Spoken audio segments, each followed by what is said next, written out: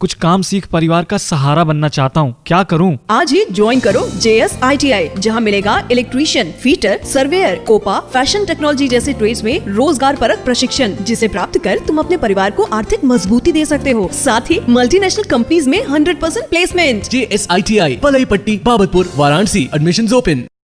मैं Sanjeev Pathak, JS private ITI के online portal पे आपका स्वागत है। जैसा कि आज का वीडियो हमारा रेक्टिफायर से संबंधित है, तो आप बोर्ड पे देख सकते हैं आज का टॉपिक क्या है, रेक्टिफायर। रेक्टिफायर आप जानते होंगे कि रेक्टिफायर क्या होता है। Rectifier is a device which convert AC into DC। Rectifier क्या है, जिसे हिंदी में कहते हैं द्विष्टकारी। रेक्टिफायर क्या है, एक प्रकार की युक्ति है जो AC को DC में कन्वर्ट करता है। अब यहाँ पर रेक्टिफायर के टाइप्स, प्रकार को देखेंगे तो रेक्टिफायर क्या होता है, हमें जो पढ़ना है रेक्टिफायर के प्रकार में 3 टाइप का रेक्टिफायर पढ़ना है। एक है हाफ वेव रेक्टिफायर, दूसरा है फुल वेव रेक्टिफायर, तीसरा है ब्रिज रेक्टिफायर। तो हमें पता है कि जो हाफ वेव रेक्टिफायर होता है, यहाँ पर सिंपल एक डायोड का प्रयोग किया जाता है। फुल वेव रेक्टिफायर में 2 डायोड का प्रयोग करते हैं और ब्रिज रेक्टिफायर में 4 डायोड का प्रयोग किया जाता है। ठीक है, तो रेक्टिफायर क्या है, rectifier is a device which convert AC into DC। Rectifier terms, rectifier से संबंधित कुछ पद हैं जो डेफिनेशन जिनका कभी कभी पूछ दिया जाता है, तो उसको पढ़ लिया जाए। मैक्सिमम वैल्यू, मैक्सिमम वैल्यू क्या होता है, इसको देख लीजिए।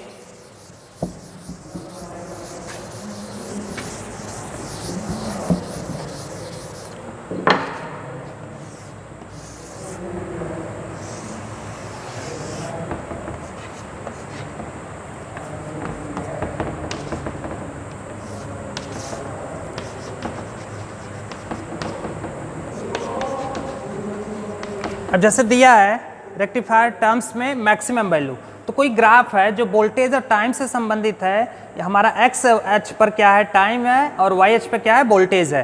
तो टाइम के रिस्पेक्ट में वोल्टेज में क्या परिवर्तन हो रहा है, उसको इस ग्राफ के माध्यम से देखा जाए तो मैक्सिमम वैल्यू क्या होगा, ये पीक वैल्यू हो गया। मैक्सिमम वैल्यू को हम पीक वैल्यू भी कहते हैं, पीक वैल्यू कहते हैं। ठीक है, तो यह हो गया हमारा मैक्सिमम वैल्यू, जिसको प्रदर्शित किया जाता है अगर वोल्टेज का ग्राफ है तो V मैक्स से, अगर धारा का ग्राफ है तो I मैक्स से प्रदर्शित करते हैं।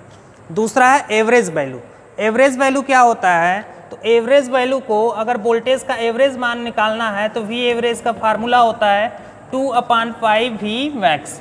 हमें सिर्फ फार्मूला याद रखना है, इसका डेरिवेशन नहीं देखना है। तो इसका जो मान आता है आपका, यह आ जाता है 0.637 V मैक्स के बराबर।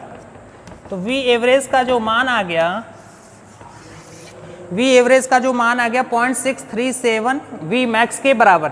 ऐसे अगर हमारा जो ग्राफ है करंट से संबंधित है, धारा से संबंधित है, तो धारा का जो एवरेज मान होगा वह हो जाएगा I average is equal to 0.637 into I max के बराबर। इसको याद रखिएगा, इंपॉर्टेंट है, पूछा जाता है।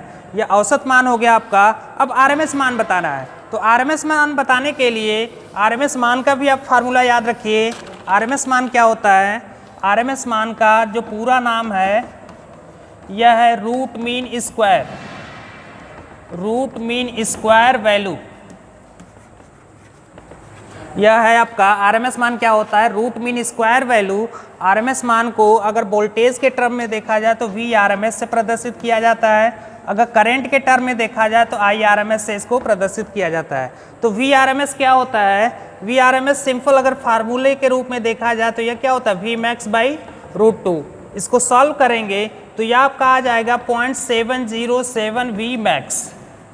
ठीक है, IRMS जो होता है करंट के टर्म में इसको देखा जाए तो फार्मूला वही होगा, बस V मैक्स की जगह क्या हो जाएगा, I मैक्स। यह हो जाएगा आपका 0.707 I मैक्स के बराबर। इसको नोट करिएगा और याद भी रखिएगा, कभी कभी ये पूछा जाता है। तो यहाँ पर V एवरेज क्या आ गया, V एवरेज हमारा आ गया 0.637 इंटू V मैक्स। ऐसे I एवरेज क्या आ जाएगा, 0.637 इंटू I मैक्स। अगर RMS मान निकालना है, RMS मान का पूरा नाम है रूट मीन स्क्वायर मान, इसे प्रभावी मान भी कहते हैं, इसे प्रभावी मान भी कहा जाता है। तो किसी भी नाम से हमारे पेपर में क्वेश्चन पूछा जा सकता है, या तो शॉर्ट में दे दे RMS मान बताइए, या तो रूट मीन स्क्वायर वैल्यू बताइए, या तो इसे प्रभावी मान के रूप में बताइए। तो VRMS पता चल गया, IRMS पता चल गया। अब आगे 2 टर्म, 2 फैक्टर है, उसको देख लिया जाए। दो फैक्टर है जो कभी कभी पूछ दिया जाता है डायरेक्ट, उसका फार्मूला बताइए, या किसी भी साइनोसोडल वेव फॉर्म के लिए उसका मान क्या होगा उसे देख लीजिए। तो रेक्टिफायर फैक्टर, हमें दो फैक्टर पढ़ना है, कौन कौन सा? पहला है हमारा पीक फैक्टर और दूसरा है फॉर्म फैक्टर। फॉर्म फैक्टर, तो पीक फैक्टर को हम केपी से दिखाते हैं, और जो केपी का फार्मूला होता है आप डायरेक्ट इसको ऐसे याद रखिए, maximum value upon RMS value. RMS value ए वोल्टेज का भी हो सकता है, करंट का भी हो सकता है। तो अगर वोल्टेज के टर्म में देखा जाए तो वी मैक्स अपॉन आरएमएस मान क्या हो जाएगा? वी मैक्स बाई रूट 2, अभी बताया गया। तो यह क्या हो जाएगा आपका? वी मैक्स से वी मैक्स कैंसिल हो जाएगा, या ऊपर हो गया कड़ी में 2, कड़ी में 2 का मान क्या होता है? 1.414। तो किसी भी साइनसोडल वेव फॉर्म के लिए, साइनसोडल वेव फॉर्म के लिए आपका जो केपी होता है, पीक फैक्टर होता है, कितना होता है? कड़ी में 2 या 1.414। ऐसे फॉर्म फैक्टर देख लिया जाए, फॉर्म फैक्टर कितना होता है?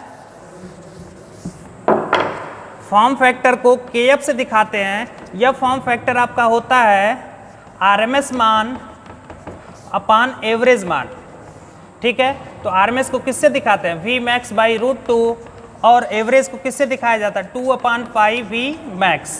तो इसको हल किया जाए तो यह आ जाएगा आपका 0.707 अपान 0.637। इसको हल करेंगे तो 1.11, यानी फॉर्म फैक्टर जो हो गया वह 1.11 हो गया, और पीक फैक्टर केपी हो गया कड़ी में 2 या 1.414। ठीक है, उम्मीद है कि वीडियो आपको पसंद आई होगी। हमारे वीडियो को अधिक से अधिक लाइक करें, शेयर करें, चैनल को सब्सक्राइब करें, या वीडियो से संबंधित अपडेट को पहले पाने के लिए बेल आइकन जरूर दबाएं। Thank you.